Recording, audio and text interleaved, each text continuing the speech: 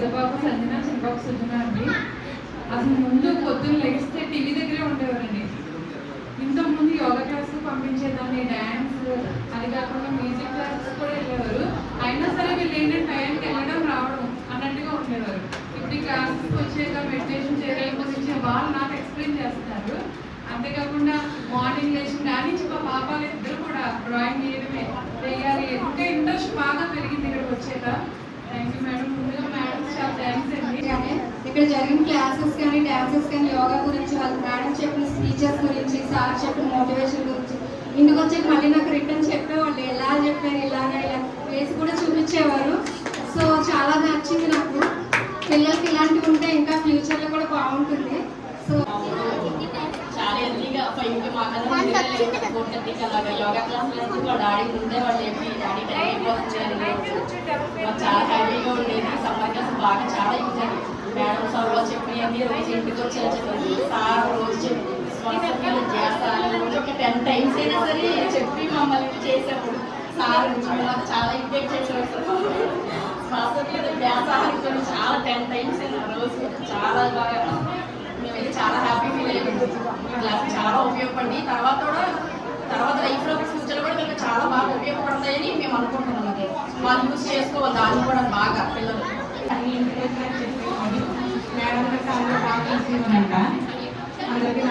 పొజిషన్లోకి వెళ్ళిన స్ట్రెస్ని అధిగమించడం అనేది చాలా టఫ్ టాస్క్. అలాంటి స్ట్రెస్ని ఎలా మేనేజ్ చేసుకోవాలి, ప్రశాంతంగా ఎలా ఉండాలి అనే అంశం నేర్చుకున్నారు. తర్వాత వచ్చి భోజనం ప్లేట్ దగ్గర కూర్చోబెట్టేసరికి వాళ్ళు ఓంకారం చెప్తుంటే ఈ 5 రోజుల్లో చాలా అంశాలు నేర్చుకున్నామని చాలా హ్యాపీ అనిపించిందండి. పైన అర్థం కాకపోయినా బిగ్ క్లాప్ అండి.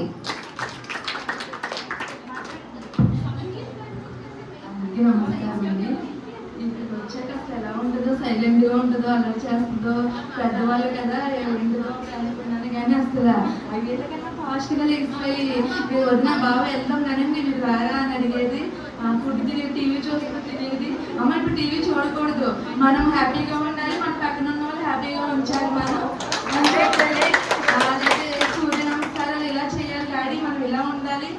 నేను సండే కూడా వెళ్తాను, బాల వికాస్కి నేను నియమిస్తాను అని అసలు అన్ని పాజిటివ్గా లేకన్నా పాజిటివ్గా ఉంటానండి. చాలా హ్యాపీగా ఉందండి. నేను చాలా కష్టపడ్డాను, ఎందుకంటే పొద్దున్నే లేపి తీసుకురావాలంటే నాకు అవసరం కూడా అనమాట. అయినా కానీ పొద్దున్నే లేపి ఫస్ట్ రోజు చాలా ఇబ్బంది పడ్డారు. తర్వాత రోజు నుంచి బాగానే లేచి రెడీ అయ్యి బాగా కోఆపరేట్ చేశారు. ఇక్కడి నుంచి బయలుదేరినప్పటి నుంచి మళ్ళీ అక్కడ ఇంటికి వెళ్ళే వరకు కూడా నాకు ఇక్కడ ఏం జరిగింది అనేది మొత్తం అన్నీ చెప్పేవారు.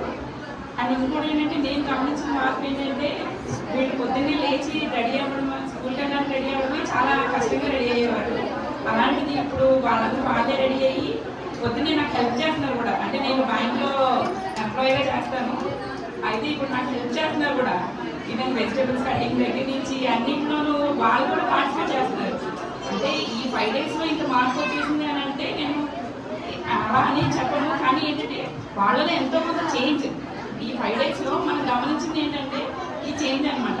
ఇక్కడికి వచ్చిన చాలామంది పిల్లలు కూడా ఏంటంటే పేరెంట్స్ బలవంతంగా పంపించడం వల్ల వచ్చిన వాళ్ళే, కానీ ఇక్కడికి వచ్చిన వాళ్ళకి అర్థమైంది. సో ఏదో కొంత నేర్చుకున్నాం మనం ఇందులో అని. కాకపోతే నా రిక్వెస్ట్ ఏంటంటే ఇక్కడికి వచ్చిన చాలామంది పిల్లలకి ఇంకా తెలియని వయసు, కానీ చాలామంది కొంచెం పెద్ద పిల్లలు కూడా ఉన్నారు కదా.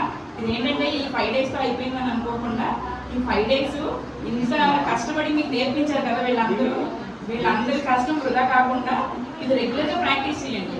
ప్రాక్టీస్ చేస్తే మీరు ఎప్పటికైనా ముందుంటారు అన్నింటిలో.